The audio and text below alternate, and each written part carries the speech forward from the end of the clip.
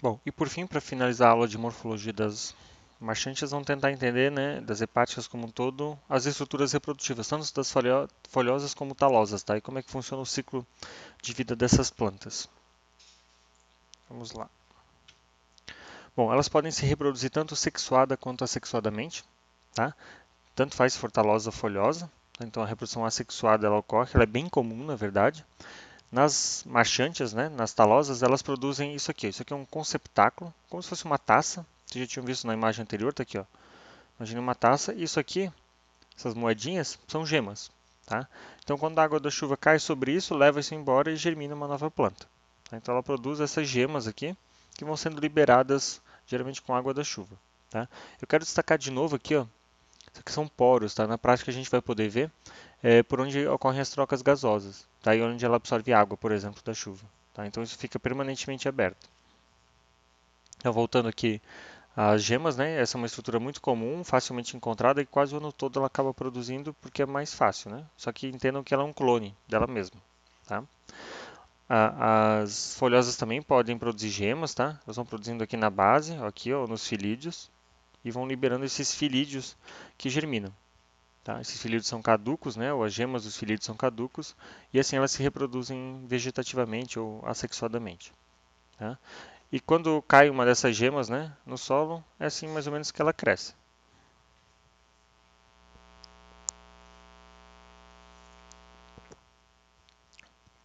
Eu quero chamar a atenção que geralmente é um crescimento meio dicotômico, né? Vejam que ela vai meio que se dividir em dois pedaços, parece uma ameba, né? E vai dividindo, e vai dividindo, e vai dividindo. Tá? Ó, aqui já produziu conceptáculos, ó, rapidamente ela começa a produzir essa estrutura reprodutiva sexuada. Tá?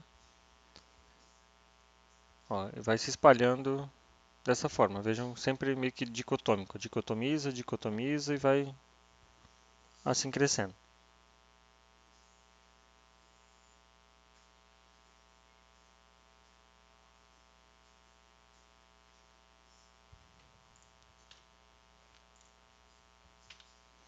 Bom, a reprodução sexuada, nas folhosas, tá? Anterídeos são os órgãos que produzem os anterozoides, lembram, né? Ou seja, os gametas masculinos. Eles são globosos e cilíndricos, ou cilíndricos, né? E estão em ramos especiais. Então aqui está produzindo anterozoides. Essa estrutura aqui são os anterídeos, tá?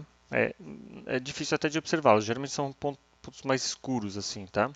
Não tem arquegonióforo e anteridióforo que eu vou mostrar para vocês mais adiante nas talosas. Então não tem nada que eleva essas estruturas. Elas estão nas próprias folhas em si, tá?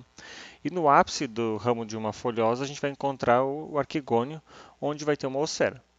Né? Aqui dentro vai ter uma osfera que produz, protegido por algumas brácteas que a gente já viu inclusive na aula anterior de introdução das briófitas como um todo, né?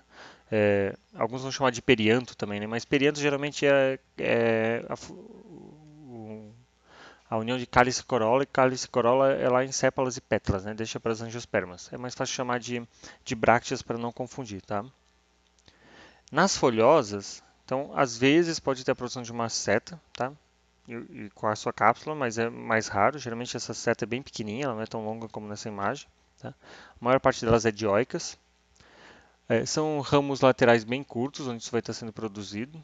Tá? Essa seta aqui se alonga só na maturidade, quando está pronto para a cápsula abrir e liberar os esporos. Tá? Os esporângios vão ter os elatérios, como a gente viu, para ajudar na dispersão. Okay? E geralmente aqui correm 4 linhas para ela abrir e acabar liberando os esporos. Tá? Aqui, ó, aqui dá de ver um pouquinho mais essa liberação. Aqui é uma seta bem curta, aqui uma seta um pouquinho maior. Então ele vai abrindo dessa forma para poder expor os esporos. Ok? Nas talosas é um pouquinho diferente. Tá? Aqui tem a representação delas, né? Eu vou pular direto para a ilustração, porque o que a gente tem, né? Tem aqui ó, uma talosa produzindo uma estrutura feminina e aqui produzindo estrutura masculina. A feminina parece um guarda-chuvinha, tá? A masculina ela parece um disco. E como é que funciona, né? Eu vou resumir aqui, depois eu detalho, né? Aqui em cima, o masculino produz na parte superior, tá? Os anterozoides. Esses anterozoides aqui nos arquegônios, né? Os anterídeos, aliás, perdão, eles precisam nadar até chegar aqui nas zoosferas. As zoosferas são do lado de baixo, Olha só, como aqui precisa da água, quando a água da chuva bate aqui, mais facilmente eles conseguem sair para nadar, né? E esse aqui, para não ter que o anterosóide fazer a volta, né? Então fica do lado de baixo, tá? Do lado de baixo tem um arquegônio, cada um deles tem uma oosfera. O anterosóide nada até essa oosfera, fecunda. Aqui é um embrião 2N, tá? Ele vai produzir uma seta, que é parte dele, tá? E o esporângio está aqui. Aqui algumas células vão se diferenciar e vão produzir os esporos que são N, que caem no chão, germinam e repetem o ciclo. Vamos tentar olhar esses detalhes mais, essas estruturas mais detalhadamente, né? Com esses cortes anatômicos aqui e reproduções, né? Então aqui, ó, esses aqui são os femininos, parecem os guarda-chuvas, tá? Então esse aqui é um arquigonióforo. Óforo é aquele que eleva, então é aquele que eleva o arquigônio, tá? Nas folhosas não tem essa estrutura, tá? E embaixo dele, né, aqui nessa representação estão os arquigônios, onde vão estar as zoosferas ali dentro, né? Então aqui na parte de baixo essa estrutura está sendo representada. E em cima tem câmaras de ar, tá? Aqui um corte anatômico, ó, mostrando essa estrutura, tá? Então tem as células do canal do pescoço, ó. Essas células aqui depois elas se desmancham para liberar o acesso quando a osfera está livre, tá? E aqui é o ventre, onde a osfera está ali presente, ok? E ela está fixa esse pé, ó, porque essa estrutura aqui, lembre que isso aqui depois vai ter um esporófito, né? Sendo produzido para nutrir essa parte aqui, né? Para manter a passagem de nutrientes. Aqui de novo, ó, o esporófito então é composto por esse pé, tá? A seta aqui é bem curtinha, tá vendo? Neste caso, nesse grupo, tá? Eu quero chamar a atenção, isso aqui não é a seta, porque a seta é do esporófito. Isso aqui é do gametófito, tá? A estrutura do esporófito começa aqui, ó. Pé, ventre, células do canal do pescoço, tá? Aqui está o esporângio, né? O tecido que vai dar origem depois ao esporo. E eventualmente tem uma calíptera, né? Que é essa camada aqui protetora. Isto aqui é do gametófito ainda. Está protegendo o esporófito, ok? Aqui ele já está bem desenvolvido, né? Então aqui já teve a fecundação, já correu esse processo. Aqui está a osfera, aqui ela já foi fecundada, né? Deu origem a essa estrutura. Então esse é o esporófito como um todo, tá? Aqui um detalhe, olha só. Aqui está a estrutura feminina, então esse é um arquigonióforo. Opa, perdão. Aqui eu tenho os esporos sendo liberados, né? Estava o esporângio, aqui está a pequena seta, né? E aqui está o pé, tá? Era para aparecer as coisinhas, né? Então, isso aqui não é a seta, ó. Isso aqui é o arquigonióforo que elevou essa estrutura. Aqui tem outro fechado, né? Depois aqui sai outro. Podem ter alguns do lado de baixo. Aqui de novo um arquigônio, quero chamar a atenção, né? O colo aqui onde vai entrar o anterosóide, que vai nadar pela célula do canal do pescoço, que vai se desmanchar até a osfera, né? Até o ventre ali na osfera. Ó, aqui de novo, tá? Aqui a calíptra já está rompida, a imagem não está muito boa, mas é o que eu consegui no momento. Aqui está a seta, um pouco maior, então às vezes ela começa a crescer um pouco para romper a calíptra e expor aqui a cápsula, onde vão estar os esporos. Tá? Aqui de novo, a mesma estrutura, ó, a seta, a calíptra aqui rompe, né? Aqui estão os esporos com os elatérios, tá? Liberando-os para germinar e dar origem a novos gametófitos. O masculino está aqui, ó. Aqui é uma talófita masculina, vejam que é diferente, ele parece um disco, né? Na parte de cima estão os anterídeos, tá? Produzindo os anterosóides, que está aqui, ó. Então esse é um anterídeo, aqui um outro anterídeo nessas câmaras de ar também, ok? E aqui produz milhares de anterosóides, tá? Aqui olhando eles de cima, né? E tem um vídeo para mostrar para vocês mais ou menos como é que isso funciona.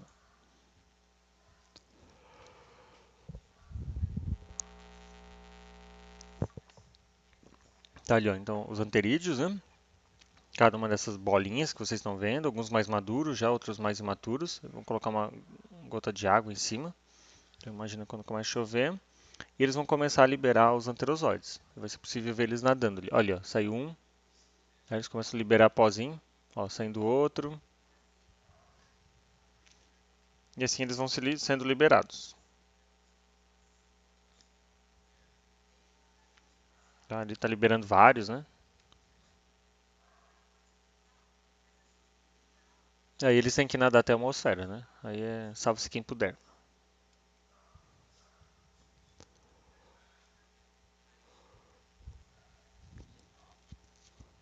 Ali eles nadando. tá? São bem pequenos.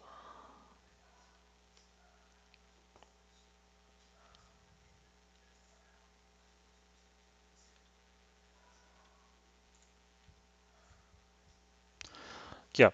Então tá essa estrutura, né? Esse é o gametófito. Aqui tá o gametófito, né? Tá aqui, ó. Esse é o esse é o arquegonióforo. Esse é o anteridióforo, né? Porque ele eleva o anterídeo, esse aqui eleva o arquegônio, tá? Anterídeos com anterozoides, arquegônios com osferas, tá? Aqui, ó, de novo, ó, masculino e o feminino. Toda essa parte aqui está liberando esporos aqui embaixo, né? E aqui uma representação, mais ou menos, né? Esse momento de quarentena vocês podem aproveitar para fazer pintura, né? Então tá aqui, ó, anteridióforo, que eleva o anterídeo, que é o masculino, e o arquegonióforo, que eleva o feminino. E como é que é o ciclo de vida, né? Eu já falei mais ou menos. Eu vou mostrar aqui, depois eu vou ilustrar ele. Os esporos germinam, tá? Geralmente vão dar origem a plantas de sexos separados, né? O masculino produz lá então os anteridióforos, com os anterídeos e os anterozoides. Uma gota d'água vai pegar esse anterozoide e vai levar até a osfera. Essa osfera foi produzida num arquegônio, produzido num arquegonióforo, né, de uma planta feminina. Quando fecunda, né, aqui ó, a osfera foi fecundada pelo anterozoide, começa a se desenvolver então o esporófito. O esporófito, né, é 2N, né, forma um zigoto primeiro, depois um embrião e produz aquela estrutura que é um pé, né, e o esporângio como um todo, tá, envolto por uma calíptera. O que está em verde é 2N. Tá? É parte do esporófito, o que está em amarelo é N, é parte do gametófito. Como é que é esse processo, né? Tem uns videozinhos para ilustrar aqui de novo. Ó. Ver como é que vai funcionar aqui. Eu testei antes. Deixa eu só ver aqui. Ó, então tá liberando esporos, viu? Liberando esporos pelo vento, né? Enfim. Aí eles germinam, produzem o arquegonióforo e o anteridióforo.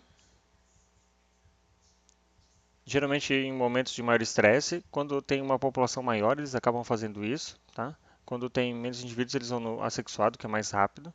Aqui está o masculino, que vai liberar os anterídeos, portanto, os anterozoides, perdão.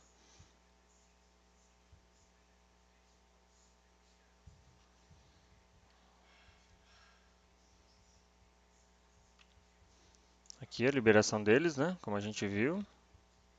Eles vão sair nadando. Procurar aqui onde tem uma osfera, eles vão subindo na estrutura, né? Estão vendo eles passando por ali. Vamos procurar aqui, ó, célula do canal do pescoço, que tá o ventre, né? Então tem um anterozoide indo ali, ó. Ó, tentando entrar na estrutura para fecundar a osfera. Fecundou a osfera, dá origem ao zigoto e ao embrião. Ah, eu espero que vocês tenham entendido o ciclo dessa forma bem representado. Eu tenho mais algumas perguntas, né? Que vocês podem responder para avaliação. Como distinguir basicamente as hepáticas das outras plantas? O que são os elatérios? Onde ocorre a maior diversidade do grupo? O que eles têm de exclusivo? O que elas compartilham com as pteridófitas? E como é que elas fazem trocas gasosas? Dê uma olhada nessas perguntas que elas são importantes, tá? E aí a gente não pode ir para a prática hoje, mas eu vou mostrar para vocês como identificar as principais famílias de hepáticas.